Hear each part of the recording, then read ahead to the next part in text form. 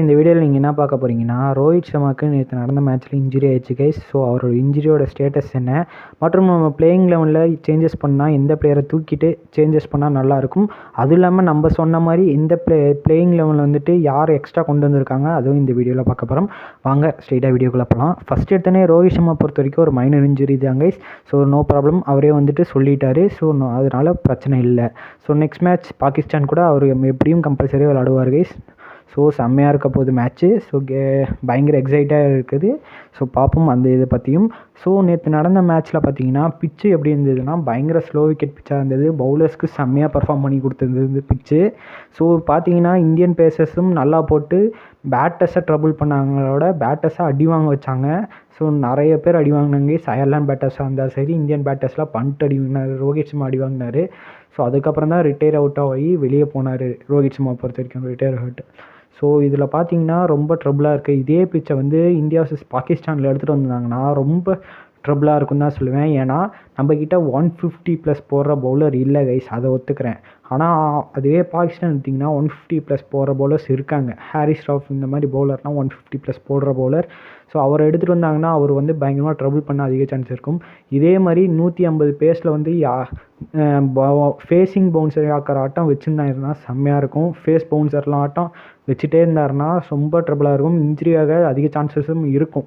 So ஒரு high bounce விக்கெட்டில் வந்துட்டு செம்மையாக வந்து நம்ம மூஞ்சிக்கே வருதுன்னா ரொம்ப ட்ரபுள் ஆகும். அதனால் ஸோ இந்த மேட்ச்சில் வந்து நிறைய இன்ஜுரி கூட நடக்காத சான்ஸ்கள் இருக்கும். ஸோ அதனால் கொஞ்சம் குவாலிட்டியான பேட்ஸ்மேனால் ட்ரபுள் ஆக முடியாது. மிச்சம் இருக்க பேட்டர்ஸ் ட்ரபுள் ஆவாங்க. ஸோ பார்ப்போம் அவங்கள பற்றி. ஸோ இப்போ அடுத்து என்ன பார்த்தீங்கன்னா, பிளேயிங்கில் வந்து சேஞ்சஸ் யார் யார் பண்ணலாம். ஃபஸ்ட்டு நான் சொன்ன மாதிரி பிளேயிங்கில் வந்து பார்த்திங்கன்னா, நம்ம சொன்ன மாதிரி ரோஹித், கோலி, பண்டர், சூர்யா, அதுக்கப்புறம் சிவன் டுபே, ஹர்திக் பாண்டியா, ஜடேஜா. இந்த அக்ஷர் பட்டேலுக்கு பதிலாக சிராஜுக்கு பதிலாக நான் எக்ஸ்ட்ரா ஒரு 2 ஸ்பின்னர் சொல்லியிருந்தேன், குல்தீப் சகல். ஸோ அவங்கள 2 பேருமே ஆட வைக்கல. ஏன் சகல் ஆட வைக்கலன்னு தான் எனக்கு புரியல. ஏன்னா ஜடேஜாவும் அக்ஷர் பட்டேல் சேம் கேட்டகரி தான் சொல்லுவேன். ஸோ அதனால் வந்துட்டு நான் வந்து ஒரு குல்தீப் யாதவ் அந்த இடத்துல வந்து ஆட வச்சுருந்தா நல்லா இருந்திருக்குன்னு சொல்லுவேன்.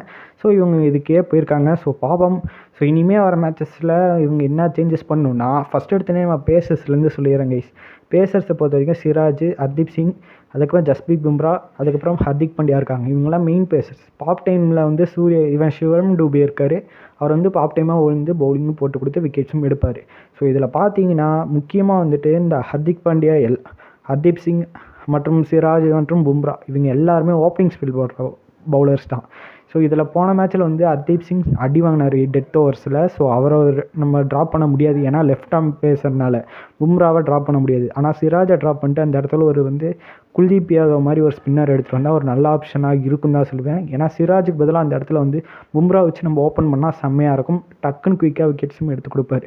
அதனால் நம்ம பும்ராவே மேக்ஸிமம் ஓப்பனிங் ஸ்பெல் போய் ட்ரை பண்ணும். ஹர்தீப் சிங் ஒரு 2, அதுக்கப்புறம் பும்ரா ஒரு 2 போட்டு அது மாதிரி தான் ட்ரை பண்ண முடியும். சிராஜ் வந்து நம்ம உட்கார வச்சுட்டு அந்த இடத்துல வந்து குல்தீப் யாதவ் ட்ரை பண்ணால் ஒரு பெட்டர் ஆப்ஷனாக இருக்கும். ஏன்னா Kuldeep Yadav chinaman bowler. So 2 எண்டும் பயங்கரமாக போடக்கூடிய பவுலர் தான் நம்ம ட்ரை பண்ணணும். ஸோ அதனால் மேக்ஸிமம் நான் குல்தீப் யாதவ் பிக் பண்ண சொல்லுவேன். ஸோ நோ சிராஜ் அப்படி தான் சொல்லுவேன் கைஸ். ஸோ அவ்வளோதாங்க கைஸ். இந்த வீடியோ பிடிச்சிருந்தா உங்கள் ஃப்ரெண்ட்ஸ்